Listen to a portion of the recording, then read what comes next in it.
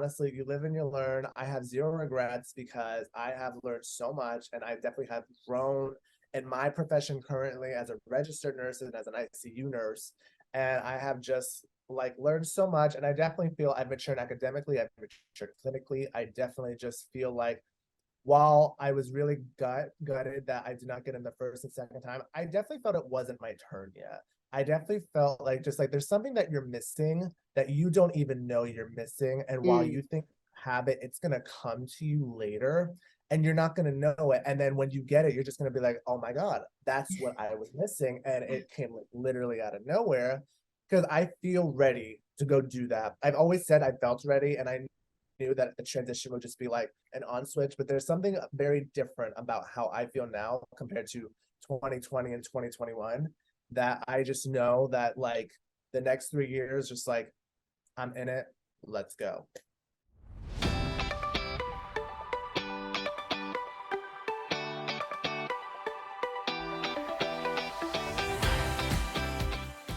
Well, hello, everyone. Welcome back to the episode of CRNA School Prep Academy podcast. I'm your host, Jenny Finnell, and CRNA of 8 years.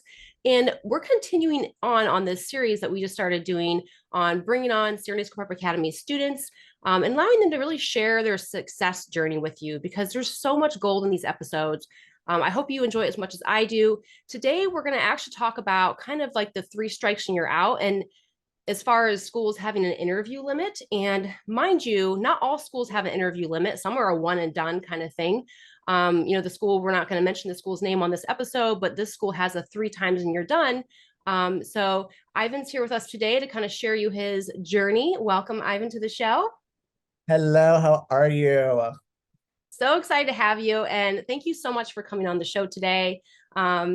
So yeah, I think I kind of spilled the beans a little bit about kind of how we're going to reference this and kind of share your journey.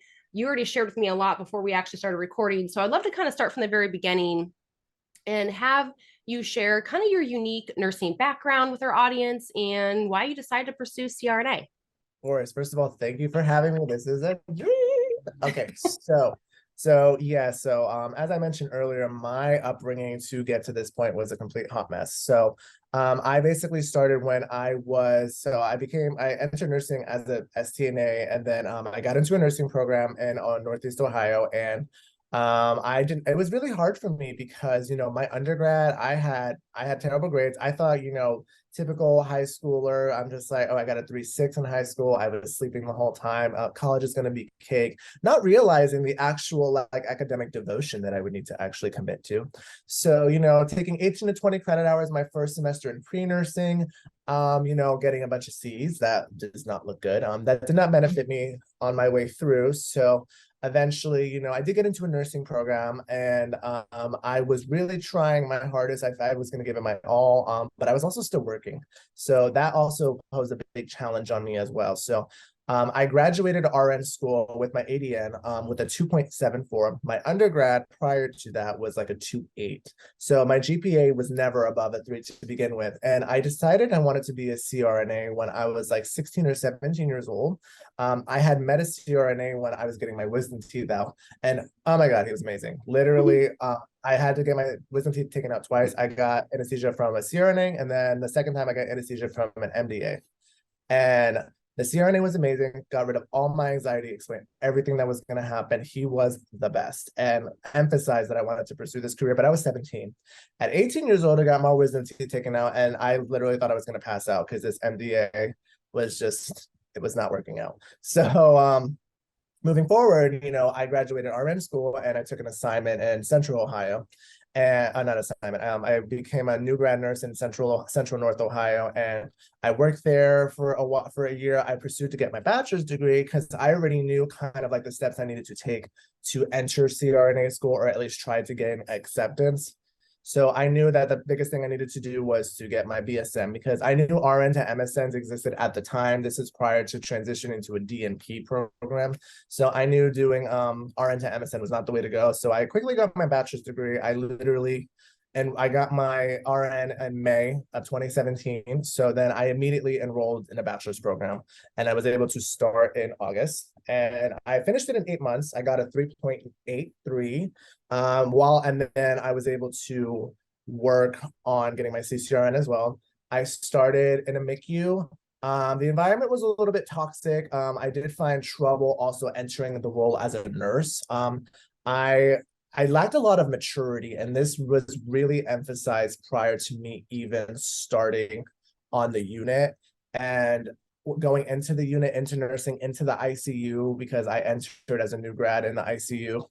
I struggled a lot. I struggled with being teachable. I struggled with being coachable. I expected something different. And it wasn't that I didn't want to learn the job. It's not that I didn't want to be good. It's just like I expected the learning process to be a lot different. And it's amazing what asking a question teaches you. Mm. And it required me to transition to a less toxic work environment that can really emphasize teaching me. So I went to another hospital and it's into a specialty, which, actually played in my favor as opposed to against me, because a new grad already like being kind of a flight risk.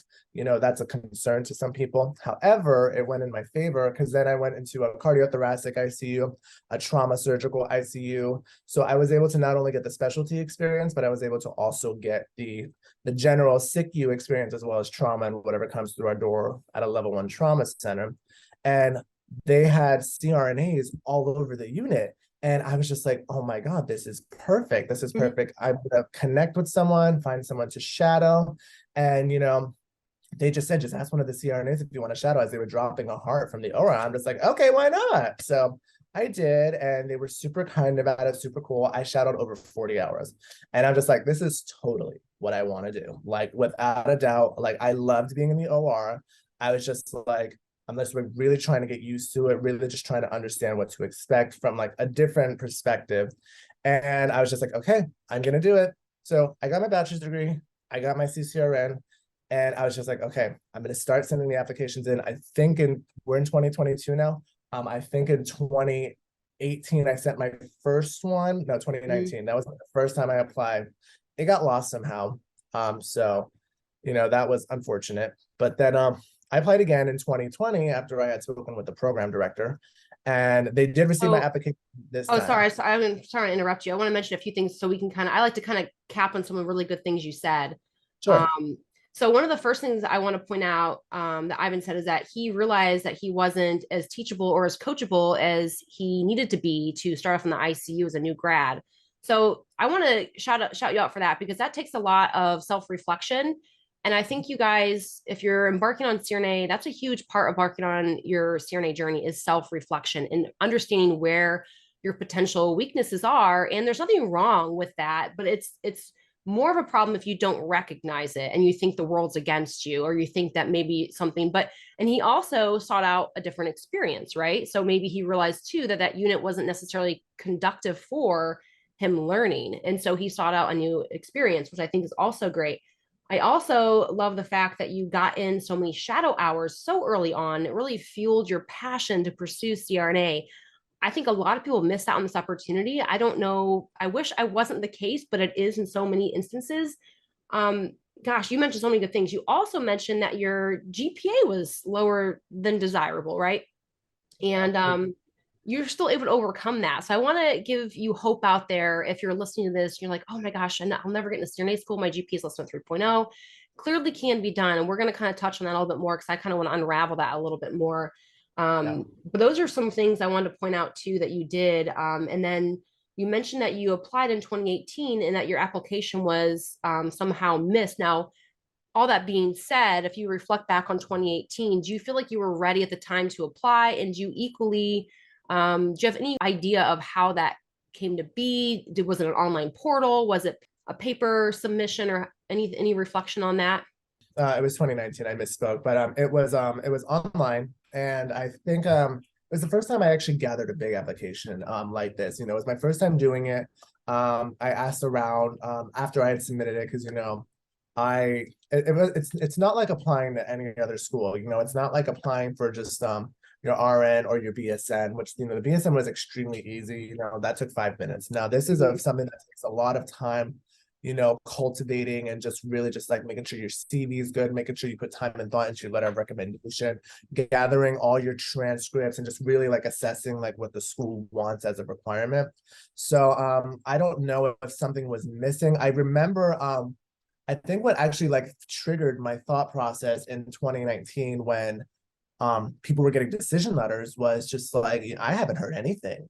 Mm, And so, I inquired and I'm just like, hey, just checking the status of my application. I didn't even get an interview or anything like that. And then they said, well, yeah, your application's right here, but X, Y, and Z was missing. So it was never looked at. And I mm, was just like, and I had sent emails saying just like, just making sure I have everything. And I remember them saying, yeah, everything was good, you'll be in review.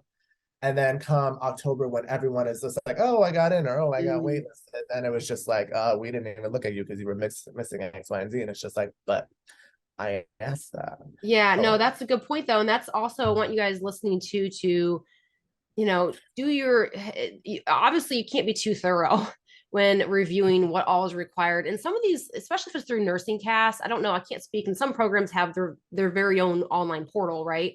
Sometimes it can be really kind of confusing. And I've heard a slew of people saying, I don't, especially when it comes to transcripts and things like that. It can be really confusing and kind of hard to understand whether it's being submitted. It does stink if you were told that everything looked good when it truly wasn't. But I guess the only thing you can do is to make sure you are confirming they got the application. And also, this is why it's really good not to wait to the last minute too, because it gives you some time prior to the application deadline to follow up with the program.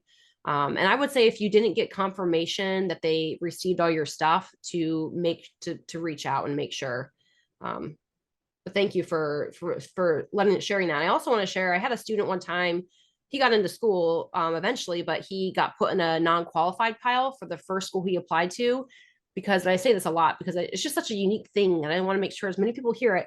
But he tested out for college algebra in high school, meaning he didn't have to take college algebra in college because he tested out of it. The one CRNA school he was applying to, only one out of like three or four, required a college algebra. He thought, well, I tested out of it. I didn't have to take it in college, so therefore it's probably fine. It was not fine.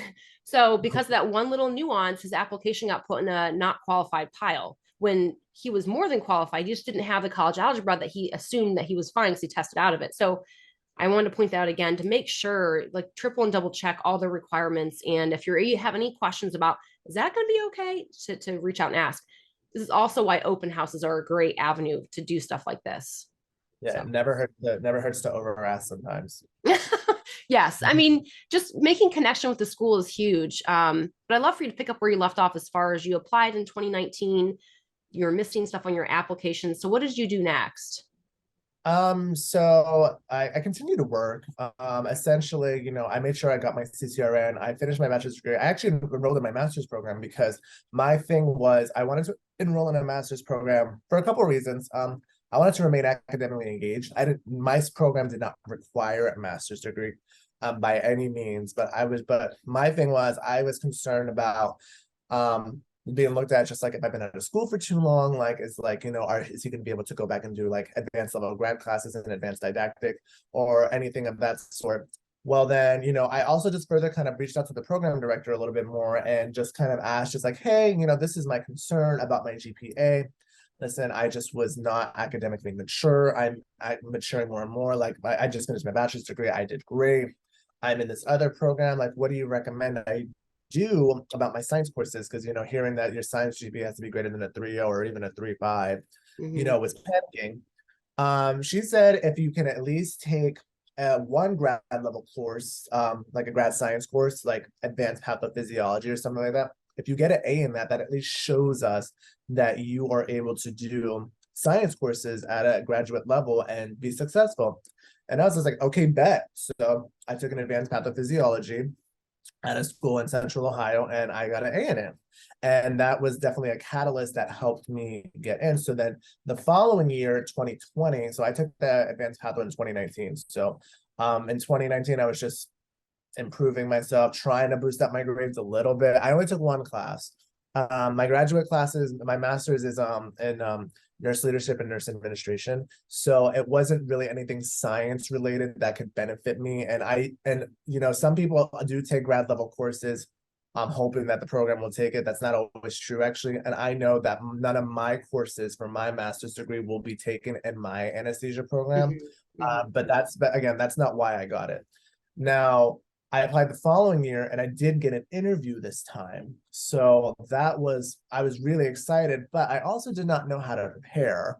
So, but me having that advanced pathophysiology, and making sure that my application actually got submitted, this time definitely, I think, got me the interview, my first interview. So I was really excited to do that, and I was definitely nervous. Yeah.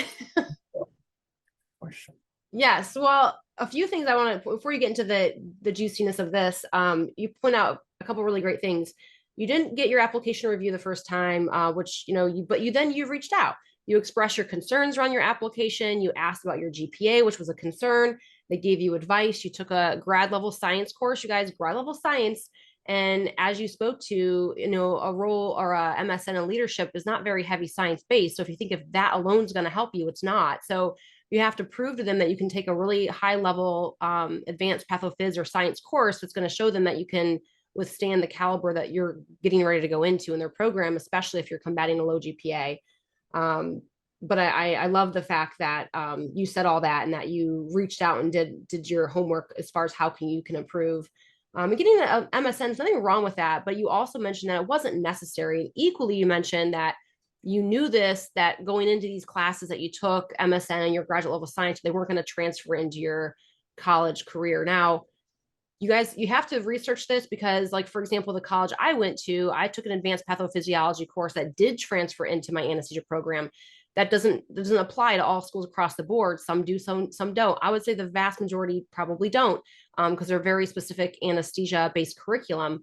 So just keep that in mind, depending on where you apply. But so you mentioned how you didn't feel like you knew how to prepare for your interview, but you got one.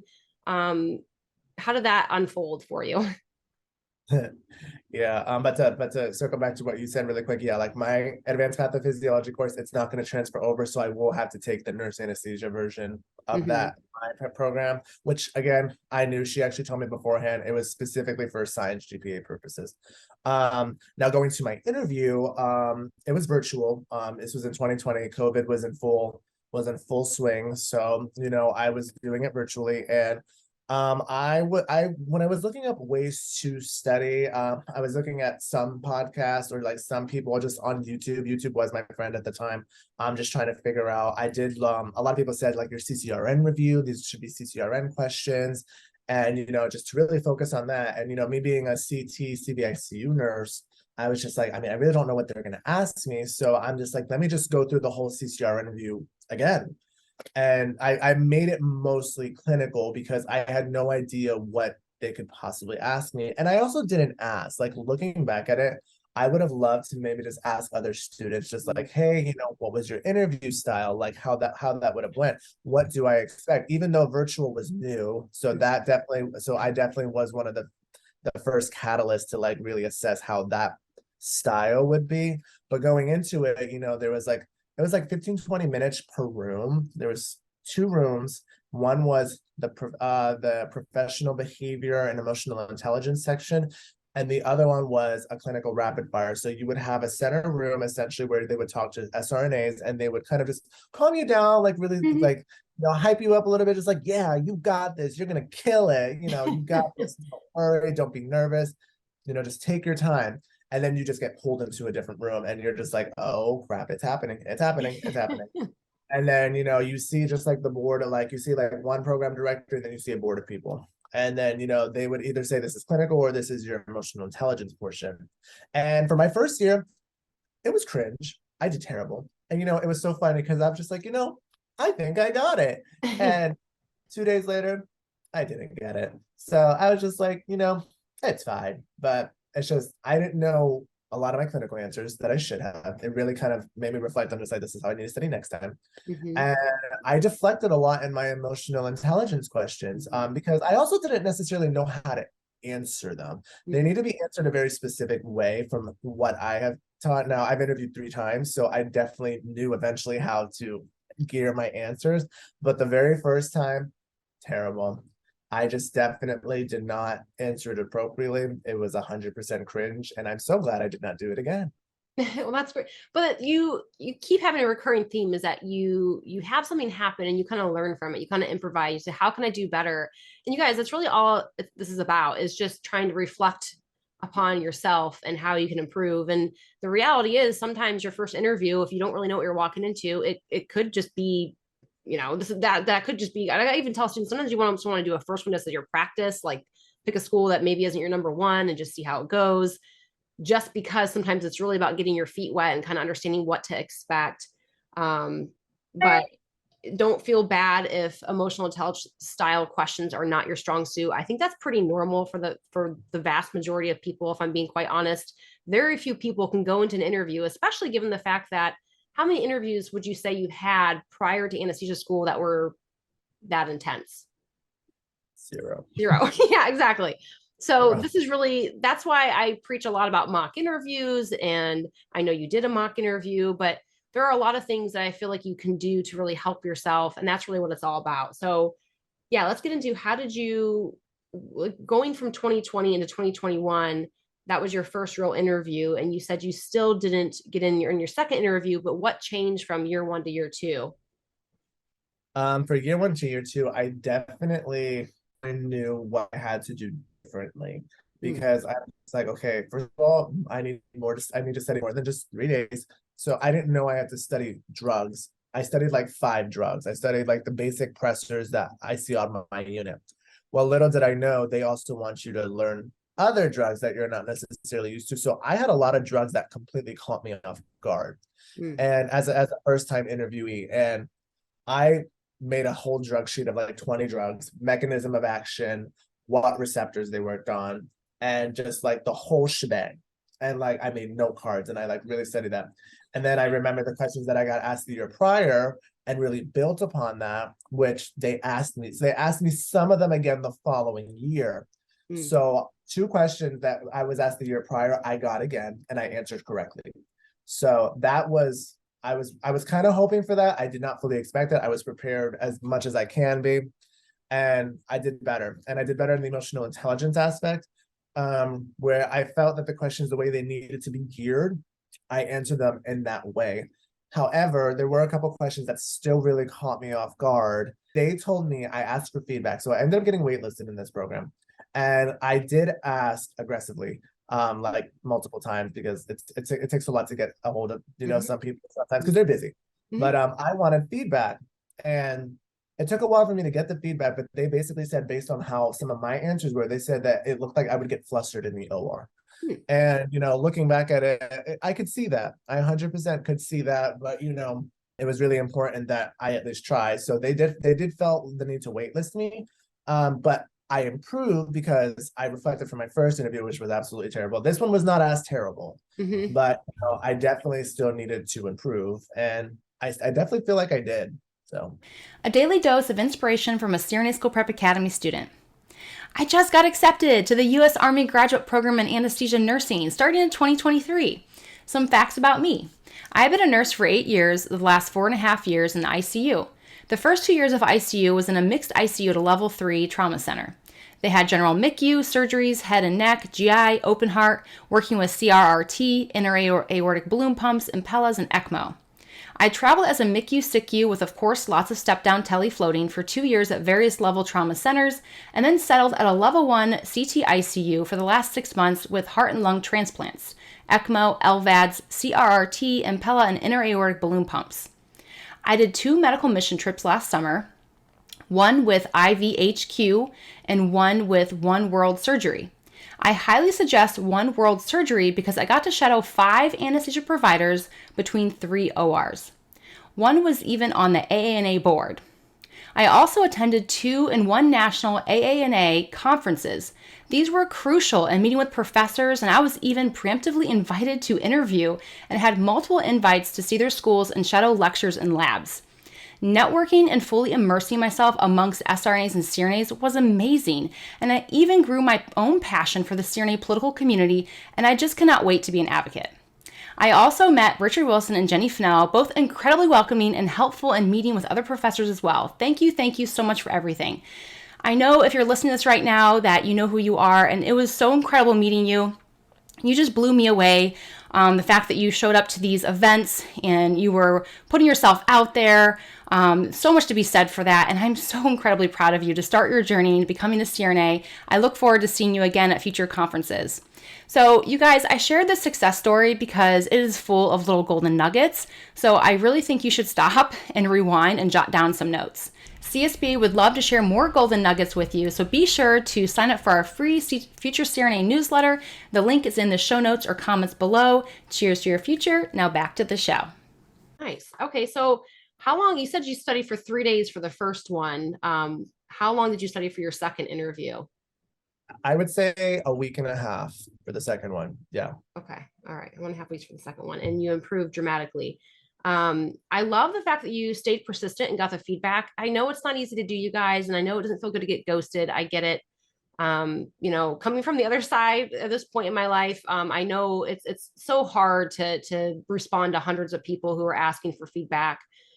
So be patient, be persistent. If you really want the feedback, continue to follow up, go to the open houses if you have to, see if they remember you and get the feedback directly face to face, so where there's a will, there's a way. And some schools will literally tell you we can't provide that. And the reason is not because they don't want to help you, but it's because they have probably over 100 candidates who equally would like it. And they're also full-time faculty. A lot of them are still CRNAs working, and they just don't have the time. And they also equally want to see if you're going to take initiative and try to do some self-reflection, I personally think. So this is all really good. So waitlisted, ended up not working out for you, which that's okay. And the fact that you got waitlisted says to me that you did do a lot of work and that year leading up to that. And they did take notice in that, because you wouldn't have made it to the waitlist. The waitlist is an acceptance, you guys. So that's an acceptance. Yes, you either get off it or you don't, but it means that you're qualified to be admitted to the program. So that should be a sign that says, I got to keep going, because I'm so close. Like, you are so close. It's not the time to quit. In fact, that's the time to hit the gas, right? That's the time to say, I'm going to go all in. Yep, exactly what I did. Awesome. Let's go into that. So let's talk about the third time. And did you know that the third time was the last time that you could interview at this school? Actually, when I got my wait list, that's when it said, you interviewed, this is your second interview, you're allowed up to 3. And I was just like, I did not know that. And I was like, so the next time is the last time. Great, love it. No pressure. It's fine. Oh, but no, I did not know that. Not at all. Yeah. And that isn't something that I think a lot of schools advertise on their website and things like that. It's kind of that's like one of the nuances, you guys, that I think I've found, at least me, by talking to students and hearing from them and their experiences. I'm like, oh, really? I had no idea. So research that, go ask at the open house. That'd be a great question for an open house question. Do you have a limit on how many times you can interview at your program? And sometimes even apply. Like the school that I even went to, I didn't know this till afterwards, but you get 2 application attempts. That's it. Meaning if you apply twice and you're not asked to interview, don't bother reapplying. They're going to throw it in the trash, which, yikes, ouch. Yeah. But I mean, if you knew that, like, you would never just want to wing your first application. Right. So just be cognizant of that type of thing. Anyhow, so let's kind of get into how you approached your third interview, and luckily your last. Whoop, whoop. Yes, thank God. Oh my God. So, I was upset because I felt that I worked a lot harder compared to my first interview. So I was sad, because something else that I kind of did that I definitely felt worked against me, that I even tell students now, is I picked the last day to interview for that second time. And I was just like, they already have a pool of people they probably selected. And now I'm fighting for my last spot. Yeah. And it took a month to get a decision letter. So I was going nuts. Oh my God. And I was really trying not to let it eat me alive, but it totally did. Oh my God. I had a coworker, and she had been admitted to almost every program in the state of Ohio. And she told me about CRNA Prep Academy. And I'm like, what is this? So she told me about the Facebook group. I dream of ICU, and I was just like, okay. So I just followed it, and it had a lot of great resources. And then I was like playing around with it, and I found CRNA Prep Academy. I'm like, what is this? And she's just like, that's what I use to get into all my programs. And I'm just like, shut up. You mean to tell me I could have done this from day one and not have to go through all this? So I had a mock interview with Haley Frank, and oh my God, to die for. To die for. She was the best. She made me feel so good. She bridged a lot of knowledge gaps, and she really aligned me in the right direction, because I really just needed to work on my clinical abilities. I felt like I got my emotional intelligence where it needed to be, but it's just I was lacking in the clinical department. And it's not because, I didn't have a lot of experience, because I've been doing ECMO, I've been doing Impellas, I've been doing balloon pumps, I've been taking these really critical patients, heart transplants in Cleveland. And I'm really just like wondering, like, what am I missing? And then I do travel nursing, and I'm just like, I'm able to handle these really sick patients across the country. And it's just like, but why can't I get this? So she was a catalyst in really just getting me all the way together. And I did other mock interviews with some other people in CSP. Morgan Potts, he was amazing, gave me amazing feedback, and just really got me there. And then just using the resources there, I used it for a solid year. I did a solid year of CSPA. So from the time that I got waitlisted, which was around Halloween of 2021, I just rated CRNA Prep Academy's website. Completely rated it. There is a lot on there, and I was so happy to find all of it. So I did that, and then my last application year comes, and this is in May. This is in like April of 2022. Okay, so I'm in Florida now. So that's where I've been on my curl travel assignment for about a year. And I'm just like, I'm gonna do this. This is my last attempt. Starting to give up a little bit, because I'm just like, maybe I'm not cut out for it. But then I'm just like, no, that's probably BS. I'm just like, you know what? I'm gonna try my best. So I went to conferences, I went to a plethora of things.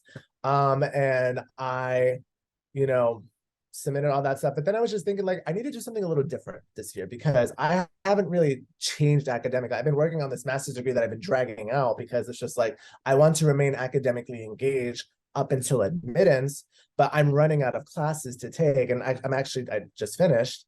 So I wanted to figure out what to do next. Well, then I was just like, I'm going to do one more certification. I want to prove that I am devoted to improving myself and educating myself constantly, even as a traveler. And I did that. And then I sent my application in, and I got my last interview. And there's a couple things I did different this time. Now, the program director last year, she told me, she's like, when you get another interview, email me and we will have a Zoom call together. I'm like, great, love it. So we do a Zoom call, and she's just asking me questions. We have like this one-on-one meeting. Now, I already told her what I was doing. I told her I did Prep Academy. I told her I got my CSC, and I told her other stuff. But the biggest thing that she asked me was, where do you work?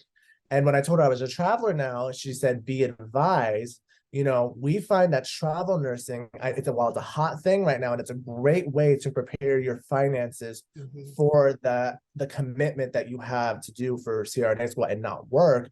We find that travel nurses, especially when they've been doing it for a while, I've been doing it since 2020, we find that they get the easier assignments, and they don't take the super acute assignments that we would like our ICU nurses to do. And I was able to quickly combat that by saying, well, I'm a preceptor on my unit, and I'm a charge nurse. And eventually they made me the hospital stat nurse, because I do have a lot of clinical experience, and I am a resource for that hospital and my unit. And she says, you need to mention that, because a lot of travelers are just having these regular MICU patients that don't even need to really be there. And if you're taking hyperacute patients still, you need to mention that. And my interview came, which it was a lot shorter than my other two. So I don't know if they just kind of knew me and were over me at this point. I just wanted to see what I had to say and get me out. But same concept. The emotional intelligence aspect, I did good. And then the clinical aspect, I did a lot better. I interviewed with Haley right beforehand. I listened to your podcast, which were a tremendous help, darling. And I studied about 3 weeks. This time I studied 3 weeks. And your CSPA study guide, immaculate. The drug sheet, the CB drug sheet you got, immaculate. I printed that. I put it all over my walls. And I interviewed the very first day at the first time slot this time. Love that. Love it. I was going to ask you about that. That's great. Yeah. And I remember Like front row. Here I I am. was just, yeah. And I even told the program director, I'm just like, listen, I feel a lot more prepared. And while I am shaking in my little boots, I feel a lot more prepared now, knowing that when I did all this hard work, I did 5 mock interviews. I scheduled 5 mock interviews leading up to it, by the way. So I had like one with Haley, and I had like 3, 4 with some of the mentors on Nurses Teach Nurses. I think it was still on Prep Academy and then switched to Nurses Teach Mhm. Nurses. So I did 5 of them. It was, and it was well worth it. I needed the constant like experience. And I had taken my CSE prior. So I had been studying since August, and my interview was in September. So, and I did that on purpose because I felt if I did it super close to the interview, that forces me to study not only for my test, but to really emphasize my specialty and be prepared for that. And it worked. It Mhm. worked. So Nice. I thankfully got in when Hurricane Ian happened, and I was expecting it to be a denial letter, and it wasn't. Oh, I shocked. that's so amazing. Well, congratulations. I can just feel your energy still and how excited you are.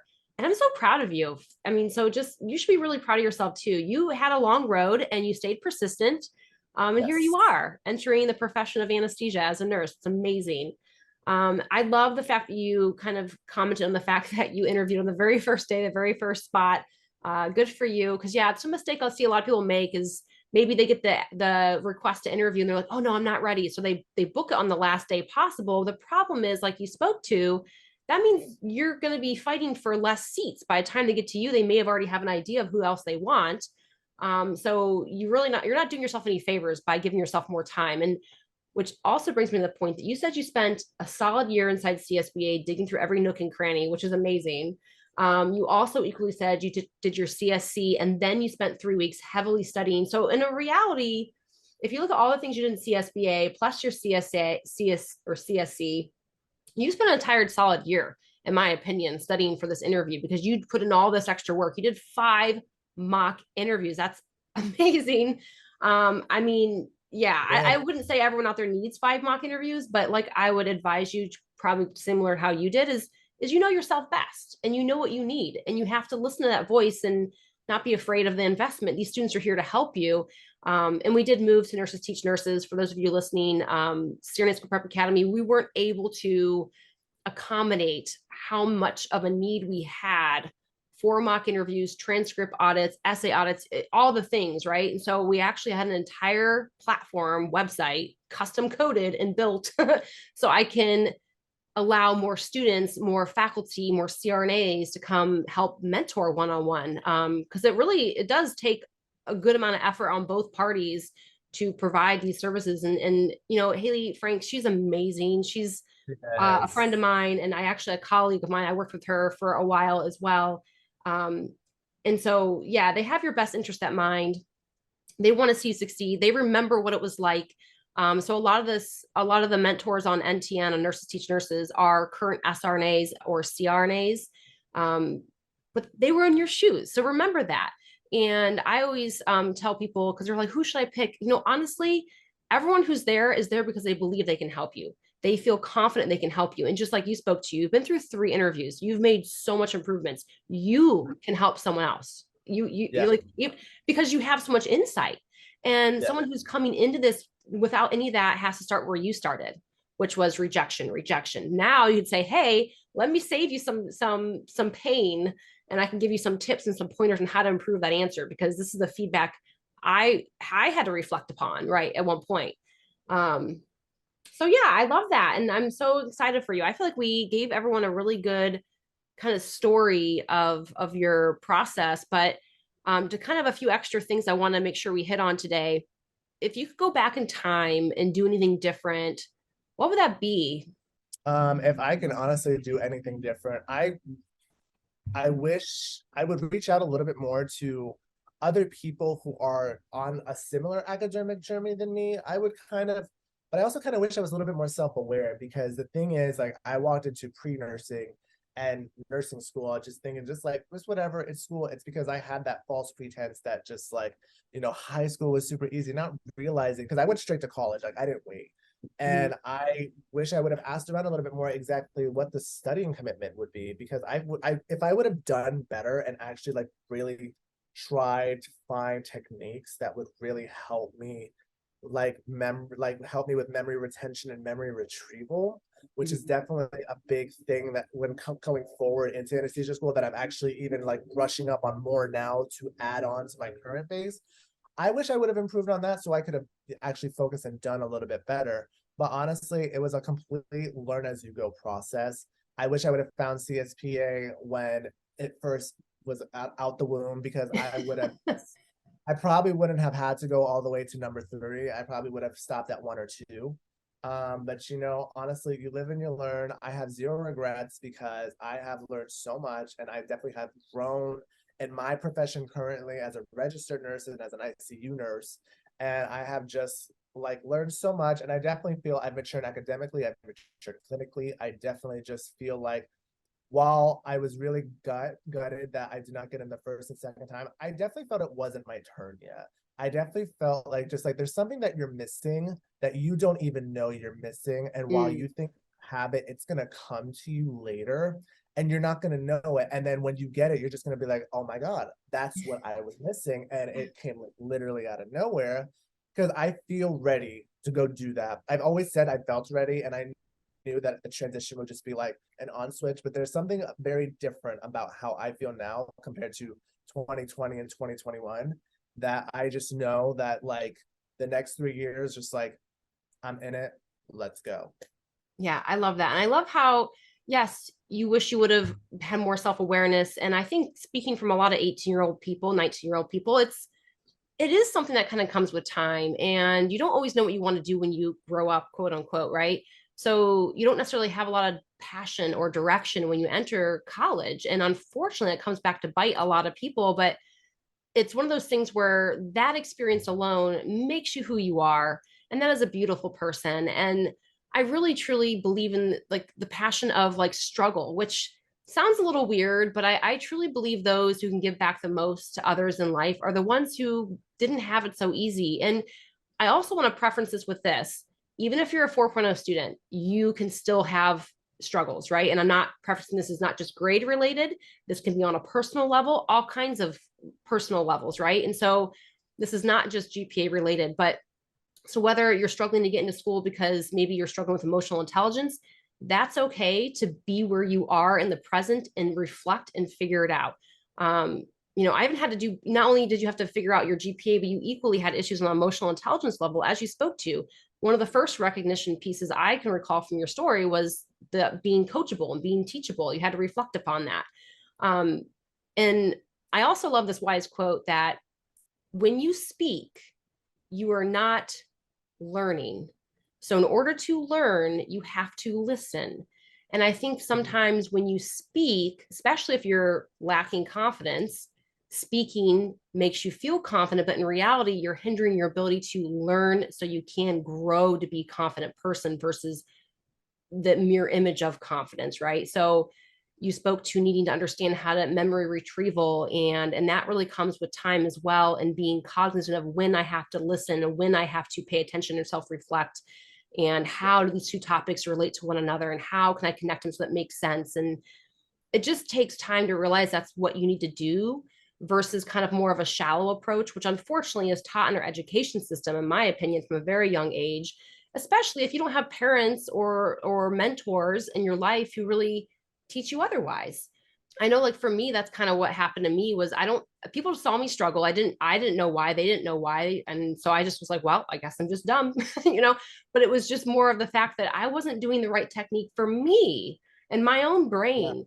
Yeah. And so many young adult learners are struggling with the same thing. It doesn't mean you're not capable. Please, you are capable. You just have to try different things and figure it out. And you spent 3 years doing that. So congratulations. One last question to wrap this up.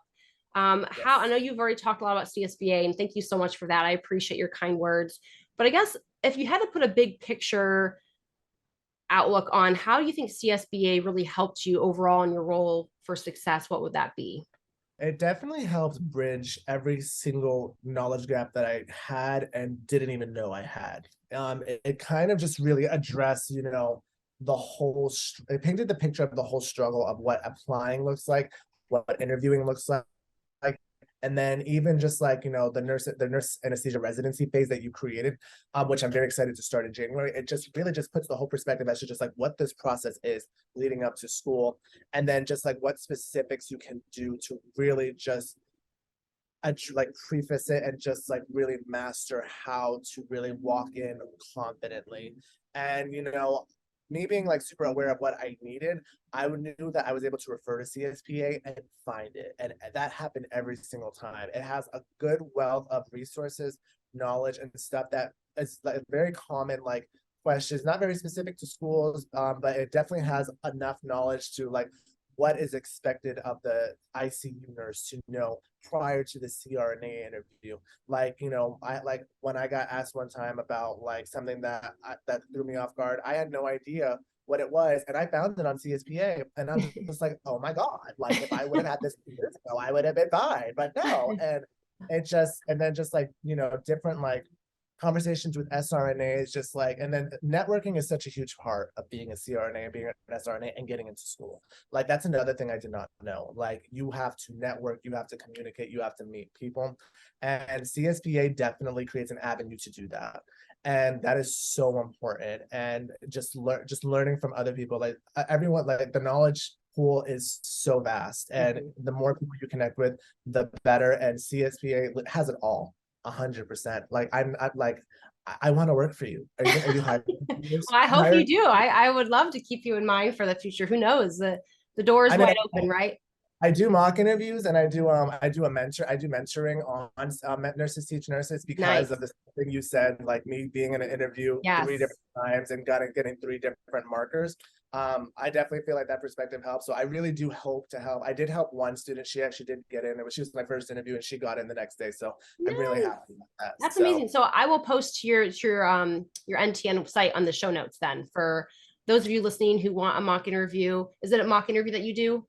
I do mock interviews, and I do a mentor session to help people improve in CVICU. Awesome. I love that. Well, thank you. That's really great of you to do. So yeah, I will link to that. You guys can find his link below. And thank you so much, Ivan, for joining us today and sharing all your wonderful wisdom. And thank you for being a student of CSBA. Thank you for believing in us to get you where you need to be. And I'm really proud of you. And I love all your takeaways. It just shows that you really have grown.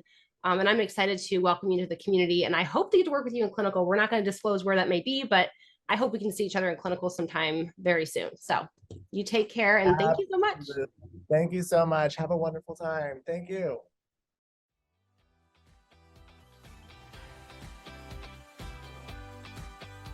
Hey, future CRNA, as always, I appreciate you and your loyalty. Thank you so very much for tuning in this week.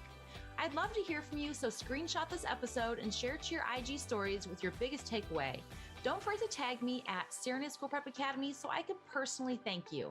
Be sure to head over to CRNASchoolPrepAcademy.com to check out our blog and gather free resources to help you along your CRNA journey.